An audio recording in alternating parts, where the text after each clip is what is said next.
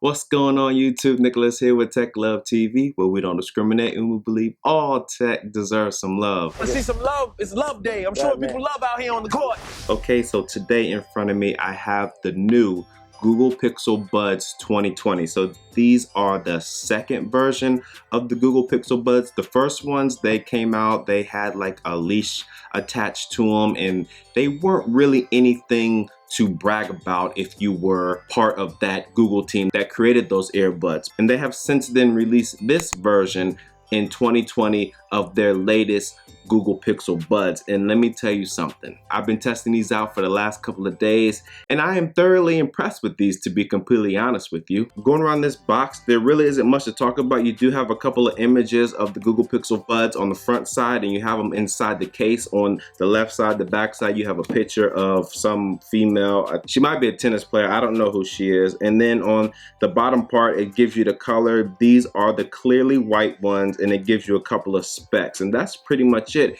And right now you can pick these up on the Google store. I'll leave that link down below, and they currently come in 4 different colors. You have clearly white, which I have right here. You have also orange, quite mint, and almost black. The one thing that I noticed that I do not like about these earbuds, just purely aesthetic, is that I wish that the various colors that you get, whether it was the black, the white, the orange, or the mint green, that the case would match that same color as well. All of these do get a white case, and it's only the earbuds that are the different colors. As soon as you open this box up, you have the case and the earbuds sitting right on top. Underneath here, you do have replacement ear tips. You do get 2 replacement ear tips, so that's 3 replacement ear tips in all. And then underneath all of that, you have your charging cable, which is a USB type A to USB type C. And then you also get some literature underneath that. Okay, so this case, when you first pick it up, it's not a shiny color. It's like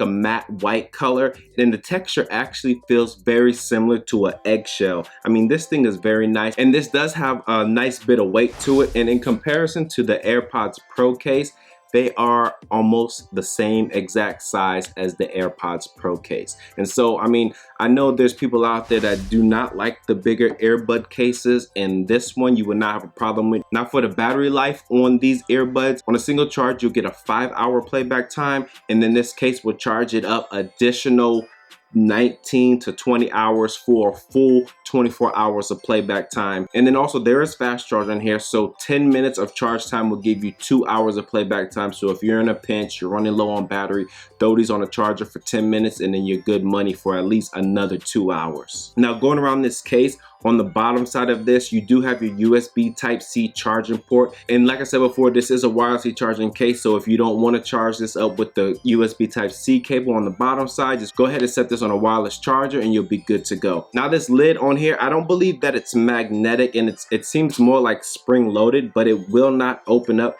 If it is magnetic, it's very slight. I'm feeling more of a hinge action in here that keeps this closed and springs it open. And then the earbuds on the inside, they are held in by magnets, so they will not fall out if these are inside of a bag or something. On the front side, you do get your indicator light, which shows you when it's charging. On the back side, you do have your Bluetooth connectivity button, and then you get another indicator light on the inside of the charging case. And I believe that's just to show you that the earbuds are charging. Now going around these earbuds, they are an all plastic design. And then one thing that stuck out to me as soon as I picked them up is this ear fin right here. It's not removable, it's actually built into the earbud themselves. Now for me, this gives me no problem. I actually do like it. It makes it a lot more stable in my ear. But I know for some people out there, you might have an issue with this. With prolonged listening, these might just get uncomfortable inside your ear. Also, on the inside, right underneath the charging point, you do have your in-ear sensor, which lets the earbuds know if they're in your ears to automatically trigger that auto pause feature that these earbuds do have in them. Now, there are no physical buttons on here. These are touch surfaces. And one thing that I do like about these is that for both earbuds, the touch gestures are exactly the same. So if you swipe forward, it will raise the volume up. You swipe back, it'll raise the volume down. One tap, play and pause music or end and answer phone calls. A double tap will go to the next track. A triple tap will go to the previous track. And then you press and hold to activate your voice assistant. Now, I wish that All earbud manufacturers, whether they have a touch surface or a multifunction button, will incorporate having the same touch features on both earbuds. And I say that simply because there are other earbuds that I have tested, and I do have some other ones that I'm about to do another video on. It's from the House of Marley. The touch features on those, they're different on each earbud. Now, the thing is that you're able to listen to one independently, but if you're listening to the left one, the play and pause feature is on the right earbud. So if the right one's in the case and you have the left one in your ear, then you won't be able to play or pause your music. You'll just have to go to your phone. Now with these, since both of these have the same exact touch gestures, it doesn't matter which one's in the case and which one's in your ear. You can do a full operation of these earbuds either way. They do have two mic holes. There's one at the top and one at the bottom of each earbud. And when I was testing out the call quality on these, great call quality, no problems. It is in stereo, which I do like. If you're thinking about picking these up and you're worried about the call quality, you will be good to go. And also they do have these spatial vents on the bottom side of these earbuds, and I believe that they lead up to the top so that you won't get that ear plugging sound when you have these in your ears. And that's pretty much it for the construction of these earbuds. Okay, so now these do not have active noise cancellation in them. These do rely strictly on passive noise reduction or passive noise isolation, which means the better fit that you have with these ear tips, the more sound that they will keep out. Now, when I put these in my ears, I do have a very nice, comfortable feel. I mean, they are so light, so low profile. They don't stick out of my ears at all. If that's something that you're worried about, you do not have to worry about with these. Now, one other thing that I think that all earbuds should come with, especially if you're coming from a big brand name like Google, is an app. There is no app for iPhone users, but if you go into the Google Play Store, there is a Google Pixel Buds app, which you can see on this app. It gives you all the touch controls in here. You also have adaptive sound.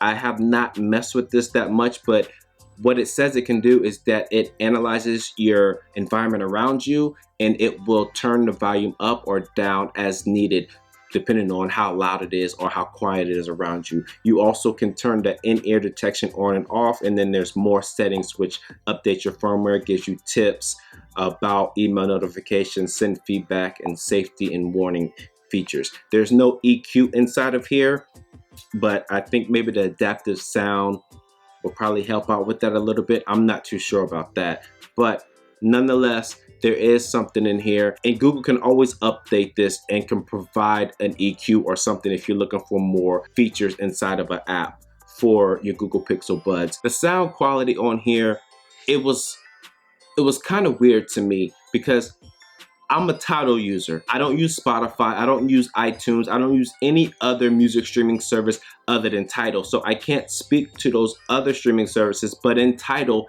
for a lot of the albums or a lot of the songs in there, you have an original version and you have a mastered version. So straight out the box, when I took these out and I was listening to an original version song, the sound quality was okay. There was very little bass. I thought the volume could be higher, but there was very distinct detail if you just sat and really focused and listened to a song. As I was going through track by track, I switched my songs over from the original version to the mastered version, and it was like a complete 180. There was bass, punchy bass there. The highs got even clearer. You can separate the various instrumentation with the mids. Different voices can pick up all of that when I was working with the mastered version of various songs inside of the Tidal app. So if you have Tidal and you are thinking about picking these up, get the mastered version of any song, you'll be good money. These do sound amazing, especially for $180. Now at the default setting with a song or an album that's not mastered, the sound quality is not the greatest in my opinion, and Google should definitely work more on that. And last but not least, there was no latency issues on any of the platforms that I tried: YouTube, Netflix, Hulu, Disney Plus, Amazon Prime Video, Apple TV Plus, no issues whatsoever. Google did a really good job of eliminating any latency. And one more thing, going back to the sound quality, straight out the box, these earbuds are very good. If you're listening to podcasts or if you're watching a movie or just watching a YouTube video or something like that. But if you are more into getting these for mainly listening to music, I do believe that the sound quality can be improved upon. And that's all I got for you people. That was my full review of the Google Pixel Buds 2 or 2020 edition. As always, if you found value in this video in any way, go ahead and smash that subscribe button down below, and don't forget, hit that bell icon so you get notifications on when I drop my latest tech video. Thanks for stopping by the Tech Love channel. My name is Nicholas, and I'm out. Peace.